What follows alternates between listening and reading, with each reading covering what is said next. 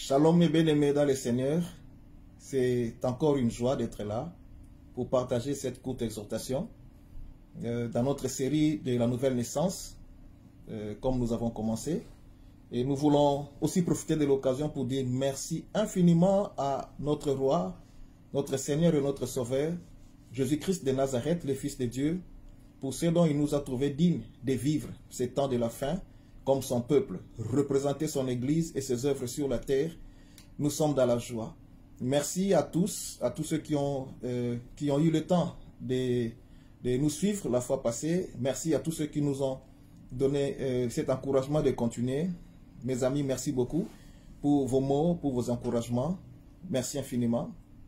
Nous avons commencé une série d'exhortations sur la nouvelle naissance, justement parce qu'il y a tellement de choses qui se passent, on se demande si c'est la même foi que nous avons par rapport à la foi des apôtres.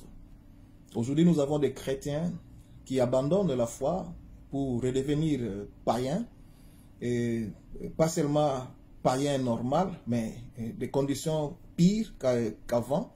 Nous avons des chrétiens qui abandonnent la foi et qui deviennent des musulmans. Nous avons des chrétiens qui touchent aux fétiches. Il y a ceux qui avaient été membres des églises, aujourd'hui ils sont dans des histoires qui invoquent des ancêtres, tout ça. Donc il y a tellement de réalités que lorsque nous parlons avec nos frères, nos bien-aimés, nous trouvons qu'il y avait des failles dans le fondement de leur foi. Donc le fondement de la foi est très important.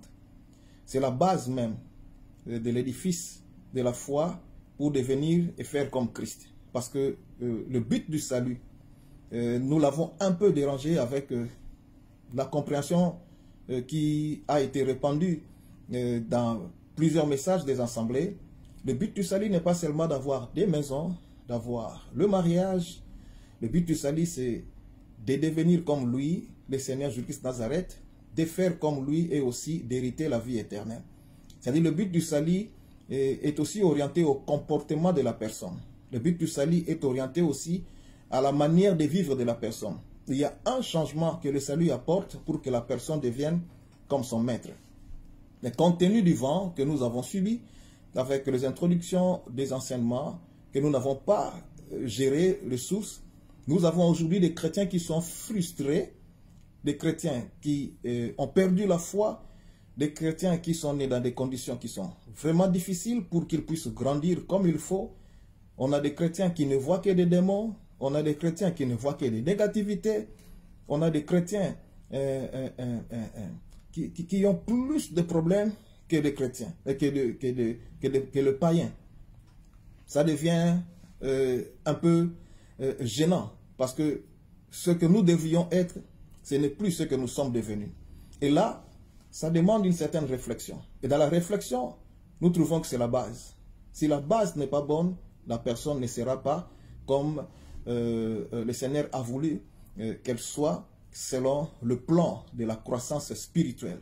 Dans la croissance spirituelle, nous avons parlé qu'il y a des points très considérables. D'abord, il y a le premier point pour croître dans la parole de Dieu, c'est le point de la repentance.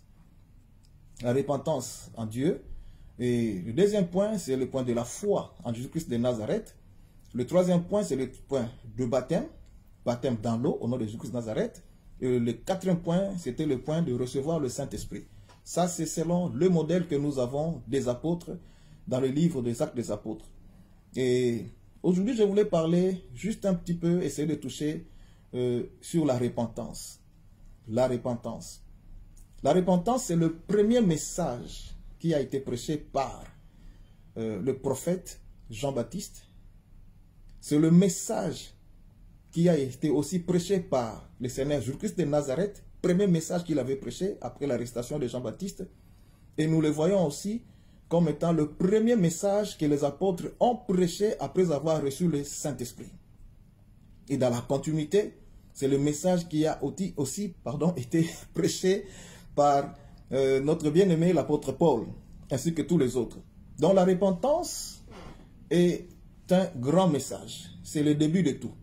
C'est la porte d'entrée dans le royaume des cieux. C'est la porte de la découverte de la beauté du salut. Le Seigneur ne nous a pas détruits par le salut, mais le Seigneur nous a bénis. Alors si la repentance n'est pas comme il le faut, l'homme qui est entré dans le corps de Christ aura des difficultés pour grandir comme il faut. La première porte, comme je dis, c'est la repentance. Je crois il serait important de revenir sur certains petits points de la repentance pour qu'on puisse avoir une idée de ce que c'est la repentance. Bien que nous connaissons que la repentance veut dire changer de chemin, abandonner gauche, aller à droite. La repentance veut dire un changement de direction. Mais il y a des points quand même très importants à considérer. Premièrement, lorsque nous parlons de la repentance, certains chrétiens ne voient que le péché, des fois sexuel. Mais le message de la repentance a commencé en Israël. En Israël, là où il y avait la loi. Jean-Baptiste avait prêché la repentance au peuple qui connaissait la loi et qui priait.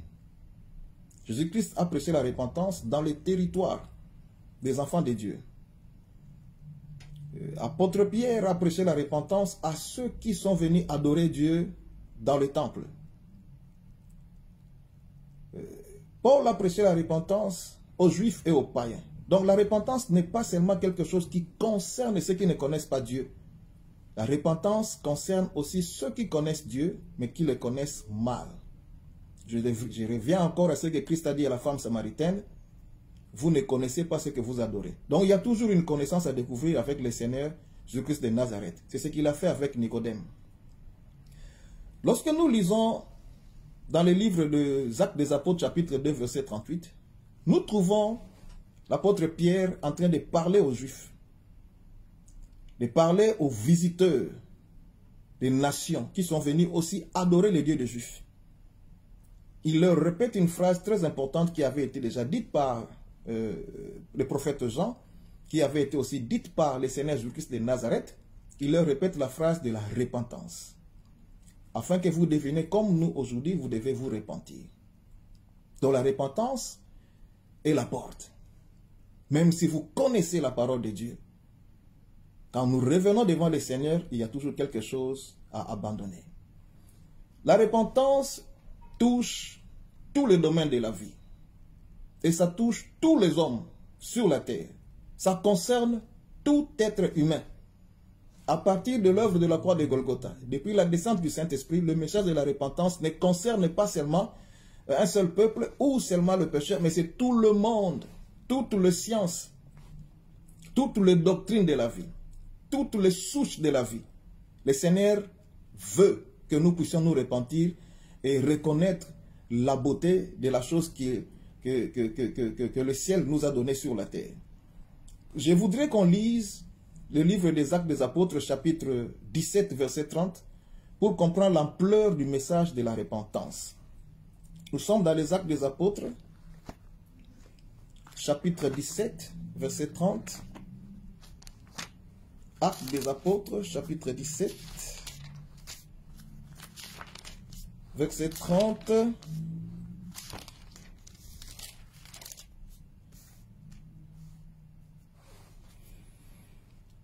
La parole déclare ceci. Dieu, sans tenir compte de tant d'ignorance, annonce maintenant à tous les hommes, en tout lieu, qu'ils aient à se repentir, parce qu'il a fixé un jour où il jugera le monde selon la justice, par l'homme qu'il a désigné, c'est dont il a donné à tous une preuve certaine en la résurrection des morts. Un message fort et très important pour tout le monde, la repentance. Qu'est-ce que la repentance touche? La repentance touche la façon de penser des hommes sur la terre. La façon dont nous avions pensé comme nous étions indépendants. La repentance touche la façon de vivre de tous les hommes sur la terre. La repentance touche la façon de marcher de tous les hommes sur la terre. Le message de la repentance touche la façon de croire en Dieu. Tous sur la terre, ce message de la repentance nous concerne parce que ça nous parle d'une nouvelle façon de croire en Dieu. Pourquoi ça doit concerner notre façon de penser? La repentance touche le péché. Notre façon de penser doit subir un changement parce que Dieu a permis que nous puissions avoir la victoire sur ce qui avait détruit Adam et Ève, le péché. C'est pour cela que le message de la repentance nous apporte la connaissance de reconnaître d'où vient le péché, où amène le péché et comment vaincre le péché. Dans la repentance, nous avons la connaissance sur le péché. Nous connaissons ce que c'est le péché, les conséquences du péché et comment vaincre le péché. Dans la repentance, nous avons le message qui concerne la façon de vivre, vivre pour plaire à Dieu. Nous avons vécu comme des rebelles dans la volonté de Dieu. Nous avons vécu comme nous voulons. Or, le monde a été créé et il a toujours son créateur. Et le créateur qui nous a aimés a envoyé son Fils afin que nous puissions être sauvés et dans le salut pour que nous puissions apprendre à marcher selon sa volonté. C'est la repentance qui parle de ces choses-là. C'est pour cela que c'est une doctrine. Ce n'est pas quelque chose qu'on fait une fois dans la vie, mais c'est quelque chose qui continue, qui croît. On commence par un point et on grandit petit à petit par la connaissance. La repentance touche le domaine de la marche d'une personne parce que dans la repentance, on apprend comment accomplir la volonté de Dieu et comment laisser la volonté de Satan. Ça, c'est la repentance. La repentance est le message qui nous aide à croire en Christ, à croire à l'œuvre que le Seigneur a accomplie pour nous sur la croix de Golgotha et comment recevoir le salut gratuitement. C'est un message très important. Abandonner la vie du péché, abandonner être esclave de Satan, abandonner adorer un Dieu inconnu et surtout mauvais, abandonner les traditions qui n'honorent pas Dieu, qui nous connectent à Satan et s'adhérer à ce que Dieu nous a donné. C'est pour cela, dans la repentance, nous voyons deux grandes choses qui s'accomplissent dans la vie d'une personne. Là où il y a repentance, il y aura la confession de péché. La confession des péchés. L'homme qui est passé par la repentance répondra par confesser ce qui était mal parce qu'il a compris qui il est devenu. Et la repentance de la Bible parle de la croix de Golgotha, parle de l'œuvre que Christ a accomplie. Lorsque nous comprenons ce que Christ a accompli pour nous, lorsque nous répondons positivement à ce que Christ a accompli pour nous, nous renonçons à ce qui peut déranger notre communion avec le Seigneur. C'est pour cela, dans la repentance, la première chose qui arrive, c'est la confession de péché. Et un homme qui est passé par la repentance continuera à confesser le mal. Il ne va plus laisser son corps ou sa vie accommoder des choses de Satan, mais il va continuer à croître dans la confession des choses qui n'appartiennent pas à Dieu. Dans la repentance, nous avons le renoncement. Lorsqu'on confesse le péché, on va renoncer à ces choses-là. La repentance nous amène à renoncer. Renoncer aux choses qui n'appartiennent pas à Dieu et qui amènent à la mort, qui conduisent à la mort. Dans la repentance, le vrai message de la repentance apporte ces deux choses. La confession du péché et son abandon, le renoncement de ces choses-là. Là où il y a une repentance, il y a changement. C'est pour cela, la repentance ne parle pas de ce que nous avons fait aux hommes, mais la repentance parle d'abord de ce que nous avons fait contre Dieu et contre sa volonté. Nous nous repentons d'avoir été méchants, d'avoir été rebelles, d'avoir été pécheurs. Nous reconnaissons notre état de pécheur et nous acceptons le change qui a pris place sur la croix de Golgotha pour devenir enfants de Dieu et nous abandonnons la vie de la liberté personnelle. C'est pour cela que la repentance, lorsqu'il y a confession des péchés et il y a renoncement des œuvres mortes, la repentance produit toujours l'abandon vers le pasteur des pasteurs. La repentance nous ramène devant le Seigneur. Nos genoux se plieront devant Jésus et nous allons laisser nos vies en lui. La repentance nous ramène à notre grand pasteur. La repentance pointe Jésus-Christ de Nazareth. Pas autre chose, pas une autre personne. 1 Pierre, chapitre 2, verset 25, nous explique qui est devenu Christ pour nos vies. Et dans la repentance, nous avons un seul guide. Nous avons un seul conducteur, c'est Jésus-Christ de Nazareth, et nous abandonnons dans sa volonté pour accomplir ce qu'il nous a dit. Nous pratiquons sa parole. C'est pour cela que la repentance ne produit que des disciples de Jésus. Le but de la repentance, c'est de produire des disciples de Jésus. Donc ceux qui sont passés par la repentance, ceux qui ont appris ce que Christ a fait pour eux, le change de la croix de Golgotha, le mal que le péché peut produire, lorsqu'ils comprennent qu'ils ont été rebelles et que Dieu a ouvert une porte par le sacrifice de son Fils, afin qu'ils deviennent des fils et des filles de Dieu. Ils abandonnent leur vie, se remettent à Dieu et ils deviennent des disciples. La repentance produit en nous la vie des disciples du Seigneur Jésus-Christ de Nazareth. Lorsque la repentance ne produit pas la vie des disciples, c'est qu'elle n'a pas été une repentance peut-être sincère ou elle n'a pas été prêchée comme il faut. Car le message de la repentance nous dit toujours d'abandonner les choses qui n'appartiennent pas à Dieu, d'abandonner les comportements qui nous amènent en enfer et de nous laisser conduire par ce que Dieu nous a donné, de plaire d'abord à Dieu. C'est pour cela que lorsque nous passons par la repentance, lorsque nous devenons disciples, la repentance produit des fruits. C'est la repentance qui produit des fruits. La plupart des cas que nous voyons, oui, je sais qu'il y a des gens qui vont grandir, ça prend aussi du temps pour que quelqu'un puisse manifester les fruits de la repentance dans la vie. Mais la plupart des choses que nous voyons dans le comportement de beaucoup de gens, c'est l'absence de la connaissance pour recevoir une délivrance de l'ignorance et marcher comme Dieu le veut. Là où il y a des mauvais comportements, c'est que la repentance n'avait pas été prêchée comme il faut. On a accepté la bénédiction de Dieu, mais on n'a pas compris la marche qu'il faut pour recevoir ce que Dieu nous a donné. La repentance produit des disciples du Seigneur, et quand on devient disciple, jour après jour, on va produire des fruits qui donnent gloire à notre roi. Et dans ces fruits-là, nous avons, le premier c'est l'amour. Quelqu'un qui est passé par la repentance apprendra à aimer. Dans la repentance, nous accomplissons la loi de Dieu. Nous apprenons à aimer nos voisins comme nous-mêmes. Et nous apprenons à aimer Dieu de tous nos cœurs, toutes nos forces et toutes nos qualités. Donc le premier fruit qui se manifeste dans la repentance, c'est l'amour. La repentance produit le pardon. Nous apprenons à pardonner. La repentance. Ceux qui sont passés par la repentance apprennent à aimer les autres, à pardonner les autres. Par la repentance, nous apprenons l'humilité. La repentance produit en nous l'humilité. Parce qu'on n'est plus cette vieille personne qu'on était, on devient une nouvelle créature. On veut devenir comme Christ, faire comme Christ, obéir Christ. Même si ces choses ne font pas du bien dans nos cœurs, mais parce que ce n'est pas la volonté de Dieu, on les abandonne. La repentance produit l'humilité. La repentance produit la sainteté. La repentance produit la sainteté. La repentance produit la sanctification. La vie du péché devient une vie à haïr. On commence à fuir le mal jour après jour. On commence à aimer le bien. Ça, c'est la repentance qui est le code dans nos vies. La repentance produit la vie de la vérité.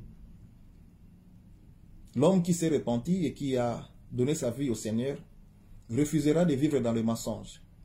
La repentance produit en nous la vie de la vérité. La repentance produit en nous,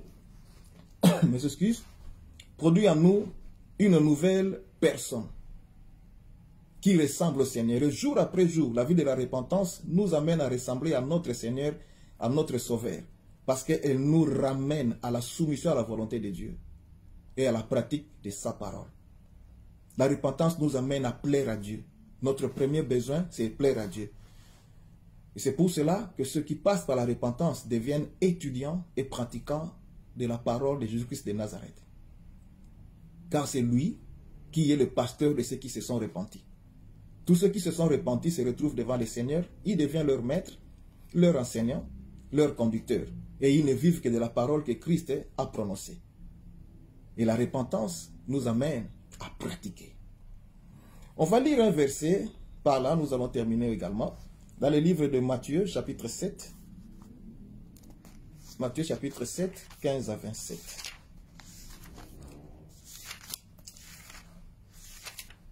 La repentance. Dans la repentance, il y a des choses à laisser, des choses à abandonner, des choses à ne plus répéter. Dans la repentance, on perd le goût du mal, l'amour du mal. Dans la repentance, on voit la vie éternelle et on ne veut pas la manquer. C'est la repentance qui nous connecte à la vie éternelle.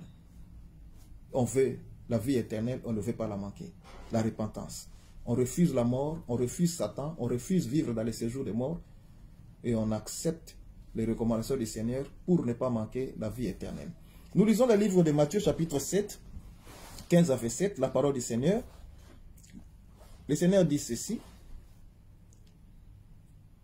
Matthieu 17, 15 à 27. Gardez-vous des faux prophètes. Ils viennent à vous en vêtements de brebis, mais au-dedans, ce sont des loups ravisseurs. Quand nous lisons ces paroles, la plupart des cas, nous les voyons que les serviteurs de Dieu, des faux prophètes. Et pourtant, nous aussi, enfants de Dieu, qui ne sont pas encore dans les ministères, vous êtes quelque part des prophètes du Seigneur. Parce que vous annoncez les vertus du Seigneur et vous manifestez sa gloire sur la terre. Donc ces versets concernent tout enfant de Dieu. Et c'est à la fin que nous allons comprendre.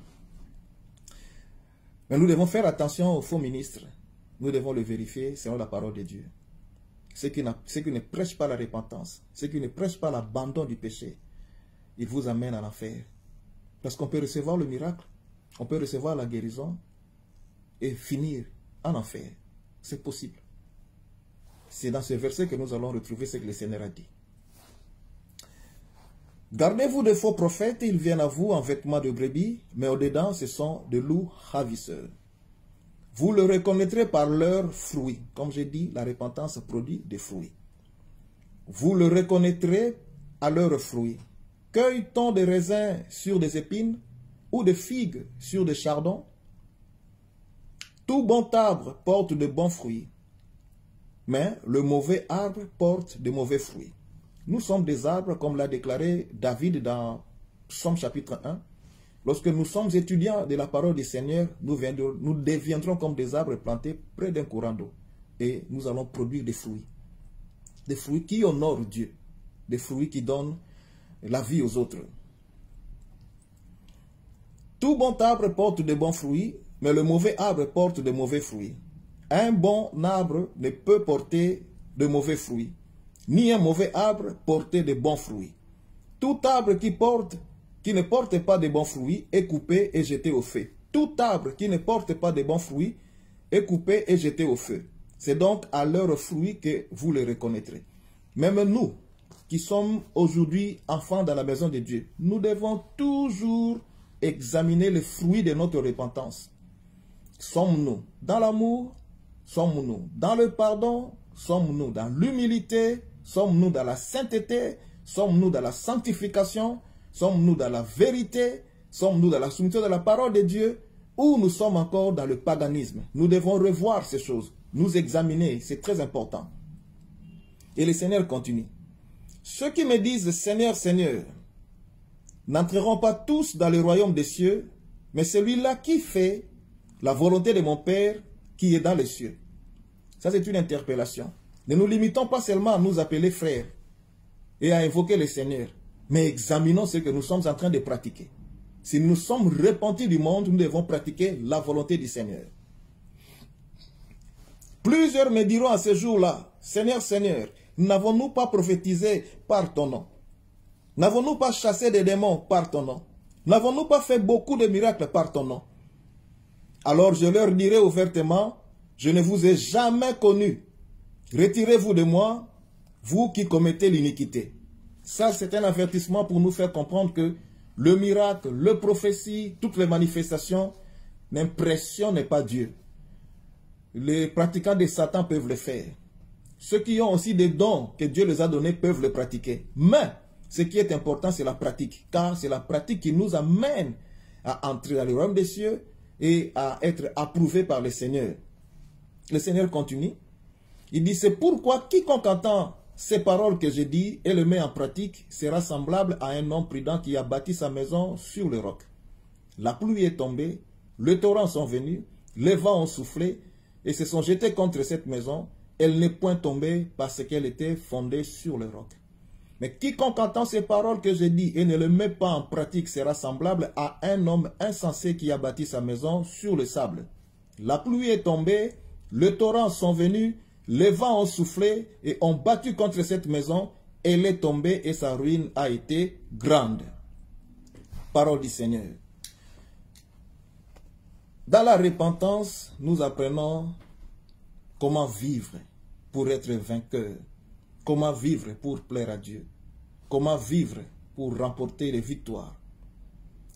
C'est quand la repentance n'a pas été prêchée, quand il n'y a pas pratique de la parole de Dieu, qu'il y a ruine dans nos vies. La plupart des cas des enfants de Dieu aujourd'hui qui manifestent des failles dans leur vie chrétienne, c'est parce que le message de la repentance n'avait pas été prêché comme il faut et il n'y a pas eu sincère repentance sur des choses que le Seigneur refuse. Mais bien aimés, revoyons si nous sommes en train de pratiquer ce que Christ nous a dit de faire. Revoyons si nous sommes en train de pratiquer ce qui amène à la vie éternelle. Revoyons si nous sommes en train de croître dans les choses que le Seigneur nous a données. Revoyons nos vies. Et encore aujourd'hui, le Seigneur dit, repentez-vous, car la fin est proche. Le royaume des cieux est là, à la porte. Revoyons nos vies chrétiennes. Aimons la sainteté, aimons la sanctification. Soumettons-nous à la volonté du Père. Et surtout, manifestons ce que Christ nous a recommandé. En cela, nous allons produire les fruits de la repentance. Quittons la vie du péché, quittons la vie de la rébellion, quittons la vie de la méchanceté, quittons la vie sans pardon, quittons la vie de la médisance, quittons la vie de manque d'amour, quittons la vie manque d'humilité, soumettons-nous à Dieu et résistons Satan. Satan ira loin de nous. Nous sommes dans la victoire seulement si nous sommes obéissants à la volonté de Dieu. Et ceux qui passent par la repentance donnent leur vie au Seigneur. Et la réponse que la repentance apporte, c'est la vie des disciples. Et la vie des disciples commence par le baptême dans l'eau. C'est ce que nous allons exploiter demain. Que Dieu vous bénisse.